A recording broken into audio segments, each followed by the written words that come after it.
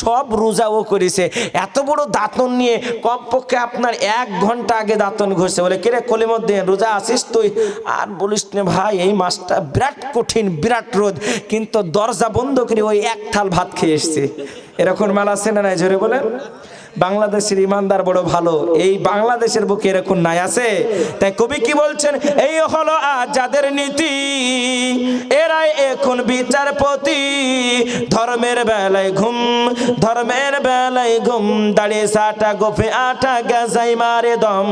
নামাজ নাই, রোজা নাই, ইফতার খাওয়ার জম নেই, জহরে নেই, ফজরে নেই, কো আসরে। মাগরিব হলে এরাই বসে প্রথম কাতারে, প্রথম কাতারে। খোঁজ নেয় না 11 মাস ইবাদতের বেলায় রমজান মাস, খোঁজ নেয় না 11 মাস ইবাদতের বেলায় রমজান মাস। এখন কি করুম, এখন কি করুম, দাঁড়িয়ে সাটা গোপে আঠা গ্যাসাই মারে দম। নামাজ নাই, রোজা নাই, ইফতার খাওয়ার জম। এশার সময় আসলে পারে যুবক বৃদ্ধ সবাই যেন ভয় ভয় করে। মুয়াজ্জিন যখন এশার আজান দেয়, হাইয়া আলাস সালাহ, হাইয়া আলাল ফালাহ, এসো নামাজের দিকে এসো, নামাজ কল্যাণ আছে, যুবকও যেতে ভয় করে মসজিদে, বৃদ্ধাও যেতে ভয় করে। আমি ঠিক বললাম না ভুল বললাম? এই বাস্তবের সঙ্গে মিলান কথা, এ কথা ঠিক বললাম না ভুল বললাম? তাই কবি কি বলছেন, এসার সময় আসলে পারে যুবক বৃদ্ধ সবাই যেন ভয় ভয় করে।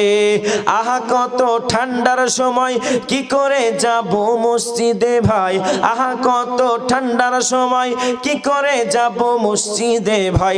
লটারির সময় নাই, ঠান্ডা নাই, ঠিক কিনা জোরে বলেন? এ আব্বা জানেরা, তরুণ যুবক নওজওয়ানেরা, আমার মা বোনেরা, আল্লাহ রাব্বুল আলামিন পবিত্র কোরআনুল কারীমের মধ্যে জানিয়ে দিলেন, বান্দা বান্দি তোমরা শুনে নাও, সব সময় তোমরা দানশীল হবে। ওয়াস-সাইমিনা ওয়াস-সাইমাত, রমজান মাসের যারা রোজা পালনকারী পুরুষ হবে এবং নারী হবে। এবং আল্লাহ রাব্বুল আলামিন সর্বশেষে বললে ওয়াল হাফিদিনা ফুরুজাকুম ওয়াল হাফিজাত, এ বান্দা না, যারা নিজেদের লজ্জা স্থানকে হেফাজত করে। হাদিস শরীফের মধ্যে বর্ণিত আছে, বিশ্বনবী সাল্লাল্লাহু তাআলা আলাইহি ওয়াসাল্লাম বলেছেন, বিশ্বনবী সাল্লাল্লাহু তাআলা আলাইহি ওয়াসাল্লাম বলেছেন, যারা গুপ্ত অঙ্গর হিফাজত করবে, লজ্জা স্থানের হিফাজত করবে, আল্লাহ পাক কিয়ামতের মহাময়দানে 7 শ্রেণীর মানুষকে আল্লাহর আরশের ছায়া দান করবে। লম্বা চওড়া হাদিস সংক্ষেপে আমি আপনাদেরকে শোনাই। 1 নাম্বার, 2 নাম্বার, 3 নাম্বার করতে করতে এই 7 শ্রেণীর মধ্যে একটা শ্রেণী হলো ওই যুবক, যে যুবক যৌবন অবস্থাতে কোন রমণী এসে বলে, এ যুবক চলো চলো চলো, আজকে তুমি আমি দুজনাই মিলে প্রেম নিবেদন করি, আজকে তুমি আমি দুজনাই মিলে আমাদের গুপ্ত অঙ্গটাকে উজাড় করে দে। যুবক বলল, না, আল্লাহর কাঠ গড়াই আমাকে দাঁড়াতে হবে। আল্লাহ রাব্বুল আলামিন বললেন, ওই যুবক হলো, ওই পুরুষ হলো, ওই নারী হলো যারা নিজেদের লজ্জা স্থানকে হেফাজত করবে। আল্লাহর কাছে বলবে, মালিক, আজকে তুমি আমার ইজ্জত খানা দিয়েছো, আজকে যদি আমার ইজ্জতটা রক্ষা করতে পারি, কিয়ামতের দিনে আমি তোমার কাছে বড় সুসম্মানিত হব। কিন্তু বর্তমান সময়ে আজকে মুসলমানদের সন্তানগুলি নিজের গুপ্ত অঙ্গকে এমন ভাবে উজাড় করে দেয়, এমন ভাবে উজাড় করে দেয়। এই তো গত রাত্রি চলে গেল হ্যাপি ভ্যালেন্টাইন্স ডে, ঠিক কিনা জোরে বলেন? বিশ্ব বেহায়া দিবস, বিশ্ব ভালোবাসা দিবস।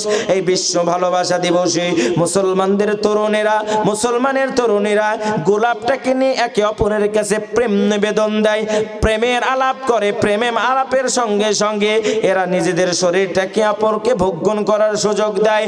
কিন্তু আমার নবী বললেন, না, ওই ব্যক্তি কখনোই জান্নাতে যেতে পারবে না যারা নিজেরা জিনার কাজে গুপ্ত থাকবে। এই জন্য আমি আপনাদেরকে বার্তা দিয়ে যাব, শোনা। আল্লাহ রাব্বুল আলামিন কোরআনুল কারীমের মধ্যে জানিয়ে দিল, বান্দা শোনো, আমি আল্লাহ তোমাদেরকে যে গুপ্ত অঙ্গটা দান করলাম, ওই লজ্জা স্থানটার তোমরা হেফাজত করবে। শুধু তাই নয় রে বান্দা, ওই জিহবা যারা জিকিরকারী হবে, আল্লাহর নামটাকে যারা স্মরণ করবে, আল্লাহর নামটা স্মরণ করবে, ইল্লাল্লাহ ইল্লাল্লাহ জিকির করবে, আল্লাহর জমিনে আল্লাহর বিধানটা মেনে দুনিয়ার জমিনে জীবন যাপন করবে। আল্লাহ রাব্বুল আলামিন বলছে, বান্দা শোনো, আ'আদ্দালাল্লাহু লাকুম মাগফিরাতান ওয়া আজরান আযীমা। আমি আল্লাহ তাআলা এই 10টা গুণের অধিকারী ব্যক্তিদেরকে সুসংবাদ দেব না, সুসংবাদ দেব না। আমি আল্লাহ রাব্বুল আলামিন এদেরকে মাফ করে দেব।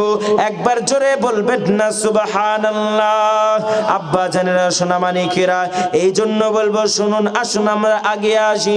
এতদিন যারা গুনার কাজ করেছি, অনেক গুনাহ করে পাহাড় সমান গুনাহ করেছি, আজ থেকে আর কোনোদিন গুনাহ করব না ইনশাআল্লাহ। জোরে বলেন ইনশাআল্লাহ। আজ থেকে আমরা যারা মিথ্যা কথা বলি, আর কোনোদিন মিথ্যা কথা বলবো না। আমরা যারা আজ থেকে রোজা পালন করি নাই, রমজান মাসে রোজা আমরা কোনোদিন ছেড়ে দেব না। যারা আমরা দান সাদকা খয়রাত করি না, ইনশাআল্লাহ বেশি বেশি করে আমরা দান সাদকা খয়রাত করব। যারা ধৈর্য ধারণ করতে পারি না, আজ থেকে আমরা ধৈর্য ধারণ করব। এমন করে আমার জীবনে মুমিনের গুণগুলো আনাবো। যদি আমি মুমিনের গুণগুলো আনাতে পারি, আমার আল্লাহ তাআলা আমার উপরে রাজি হয়ে যাবে, আর আমার আল্লাহ তাআলা আমার উপরে খুশি হয়ে যাবে। আর আল্লাহ যদি রাজি হয়ে যায়